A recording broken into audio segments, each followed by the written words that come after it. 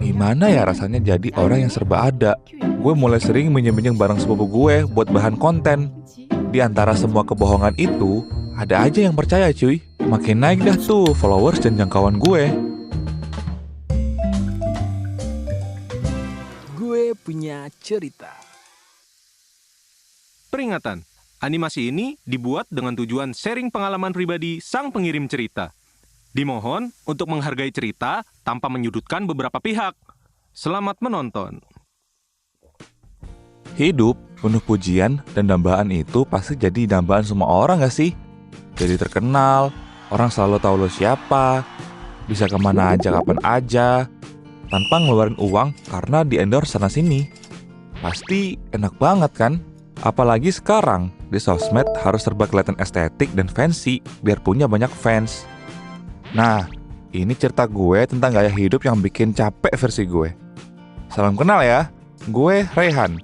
Usia gue sekarang 29 tahun, dan ini cerita gue waktu umur 23 tahun.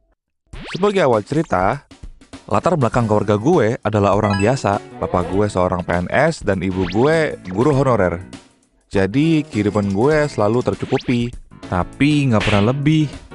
Dan mungkin itu sebabnya gue selalu jadi penasaran, gimana ya rasanya jadi orang yang serba ada.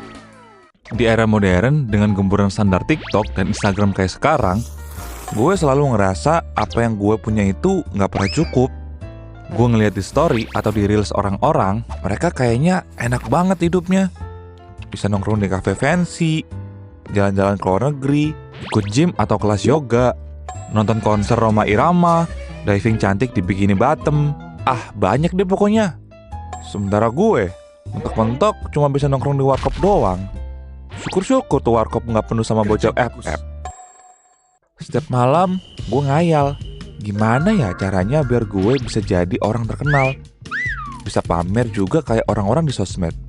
Apalagi kan, katanya sekarang cewek-cewek nggak mau sama cowok miskin. Atau biasa aja, nanti gue dikatain mau kondo lagi. Sampai nih suatu hari, gue baru ketemu sama sepupu jauh gue yang ternyata tinggal di satu kota sama gue. Seumur-umur, gue baru tahu kalau ternyata orang ini adalah sepupu gue. Kita cuma beda 2 tahun, dan ketemu di salah satu komunitas motor gitu. Ceritanya, waktu itu gue pengen kelihatan keren. Jadi, gue ikutan komunitas motor dengan motor bebek gue yang butut itu. Tapi, ternyata pas gue masuk ke komunitas itu, yang jadi leadernya adalah sepupu gue anjir. Setelah ngobrol-ngobrol, ternyata ketahuan lah dia ini sepupu gue. Ya, pokoknya gitulah. Sampai suatu ketika, gue diajak nih buat main ke rumahnya. Pas nyampe rumahnya, rumah jangkarnya Tuan Krep mah kalah dah. Ini rumah gede banget, cowok. Bagus juga lagi. Gue lihat mobilnya ada 3. Beda-beda model semua. Kinclong bener lagi. Belum lagi motornya tuh. Ada 4 juga motornya. Termasuk motor yang biasa dia pakai buat kopdar. Mulai dari situ, gue mulai sering tuh diajak dia main ke rumahnya. Bahkan sampai diajarin nyetir segala. Sampai lama-lama gue udah mulai lancar tuh bawa mobil. Kadang kita suka main mendadak gitu sih sama circle-nya dia yang lain. Gue biasanya jadi supir pengganti dia kalau dia mager nyetir. Terus iseng-iseng nih, gue paplah tuh interior dalam mobil dia yang cakep itu. Dan foto luar mobilnya pas kita lagi jalan-jalan. Terus gue upload ke IG dan TikTok bikin video ala-ala gitu kan. Dan ini gue lakuin berulang setiap kita jalan-jalan keluar atau pas lagi di rumahnya. Gue foto-fotoin lah sudut-sudut rumahnya yang keren itu. Lama-lama gue dapat banyak likes dan komen dari konten kayak gitu. Gue seneng dong. Gue ngerasa akhirnya gue dilihat nih sama banyak orang. Komennya bikin gue ngerasa kayak, anjay, keren kan gue? Belum lagi jadi banyak cewek-cewek yang mampir di DM gue. Entah sekedar nawarin barang jualannya, atau tiba-tiba ngasih kuis Dragon Ball. Notifikasi gue gak pernah sepi jadinya. Gue jadinya ketagihan. Gue mulai sering minjem-minjem barang sepupu gue buat bahan konten. Bahkan, gue sampai berani masuk ke kamarnya dan selfie pakai jam tangan mahalnya dia, tanpa sepengetahuan dia. Iya, gue tahu yang gue lakukan waktu itu gak bener. Tapi dulu gue ngerasa hal kayak gini tuh gak ada apa-apanya. Di sosmed gue ngaku bapak gue punya usaha restoran dan franchise-nya ada di mana-mana. Gue ngaku ibu gue punya butik yang bajunya sering dipakai artis-artis ke acara besar. Tapi gue gak pernah nyebut brandnya. Di antara semua kebohongan itu, ada aja yang percaya cuy. Dan ada aja yang enggak. Tapi dengan gue tahu ada banyak orang yang percaya sama kebohongan gue aja, gue udah seneng banget. Kadang gue juga sok-sokan bikin Q&A. Tapi semakin gue naik daun, semakin kenceng juga anginnya. Sementara kebohongan gue dibangun dari pondasi yang rapuh. Singkat cerita, suatu hari nih, ada satu influencer TikTok yang ngajak gue collab buat bikin konten bareng gitu. Terus dia ngajak gue ketemuan langsung buat ngobrol panjang dan bikin konten on the spot. Dalam hati, gue yang kayak, aduh mampus nih gue. Panik, udah pastilah. Gue muter otak gimana caranya biar gue ketemuan bisa dengan gaya gue yang borjuis. Akhirnya, karena kepepet, gue coba aja minjem mobil sama sepupu gue. Gue bilangnya pengen ngajak ibu bapak nyobain mobil bagus dan jalan-jalan keluar kota. Sepupu gue sama sekali gak curiga tuh sama gue. Dia malah mikir gue anak yang baik dan berbakti. Emang sialan banget deh gue pada masa itu. Haduh. Oke, mobil udah ada nih. Sekarang tinggal beli baju branded aja. Duit dari hasil kerjaan gue waktu itu belum sanggup beli barang-barang mahal kayak punya orang kaya. Akhirnya, jalan pintas yang bisa gue lakukan satu-satunya adalah ambil pinjol. Gue akhirnya ngajuin pinjaman online yang lumayan gede. Dan gue pilih pembayarannya nyicil selama setahun. Walaupun setahun, tapi cicilannya masih gede anjir per bulannya. Tapi, bodo amat deh. Itu bisa dipikir entar. Dengan impulsif, gue buru-buru beli barang branded. Termasuk jam tangan yang pernah gue foto itu. Tapi gue kesana-kesini nyari KW-nya yang bener-bener mirip atau barang bekas antik gitu. Setelah segala usaha gue lakuin, akhirnya semua barang yang gue perluin udah di tangan. Mobil, baju, aksesoris, dan sisa dana dari pinjol masih ada di rekening gue. Jaga-jaga aja, kali aja nanti gue harus traktir makan atau biaya nongkrong lainnya. Oke, semua persiapan udah beres. Aman nih kayaknya. Akhirnya gue okein dan gue ajak dia ketemuan langsung. Sampai di sana kita banyak ngobrol dan gue berusaha keras buat bisa ngimbangin obrolannya. Banyak hal yang gak gue ngerti. Dia ngobrolin ekonomi, investasi, strategi atau ngakadalin penonton biar kontennya naik, konspirasi One Piece dan Raja Ubur-ubur. Alah anjir, gak tahu gue.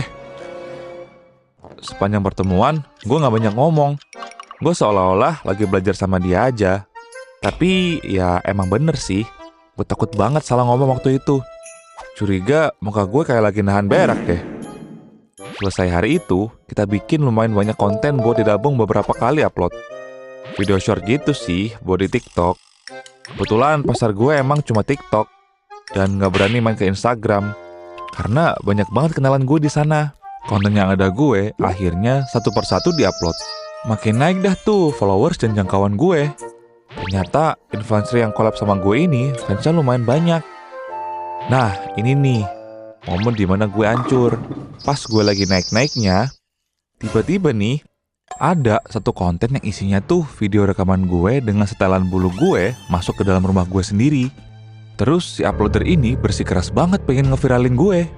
Nggak cuma sekali dua kali, dia coba nerobos masuk pagar rumah gue biar muka gue kelihatan. Dengan kejadian ini, bapak dan ibu gue akhirnya tahu. Bahkan mereka tahu dari temennya.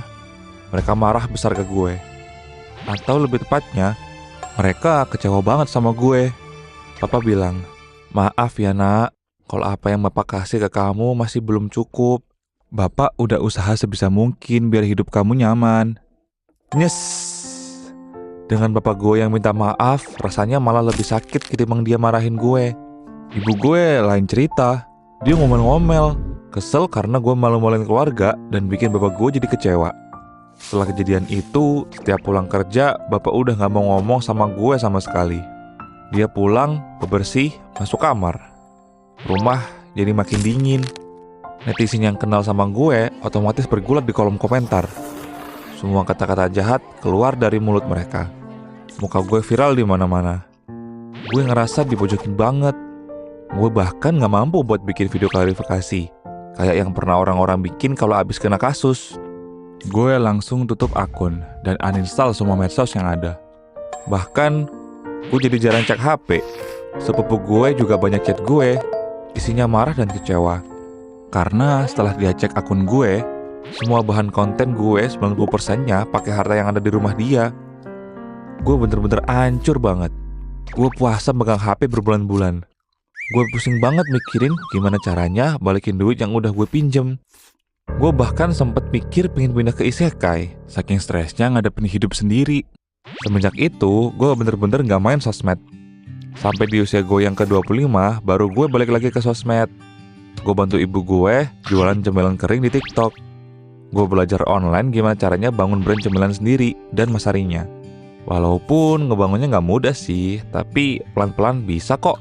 Sekarang pendapatan bulanan gue udah bisa beli motor 2 biji. Mulai dari dagangan sama freelance ini itu. Gak usah deh nanyain gue jodoh, kecuali lo mau ngasih gue kenalan. Ya, intinya sih banyak-banyak bersyukur deh sama apa yang lo punya. Belum tentu mereka juga seneng sama hidup mereka yang lagi dijalanin. Semua yang ada di sosmed tuh belum tentu asli. Banyak yang isinya palsu dan cuma buat pencitraan. Semoga dengan cerita gue ini bisa kalian jadiin pembelajaran ya. Segitu aja cerita dari gue, sampai ketemu di cerita GBC yang lain. Bye-bye.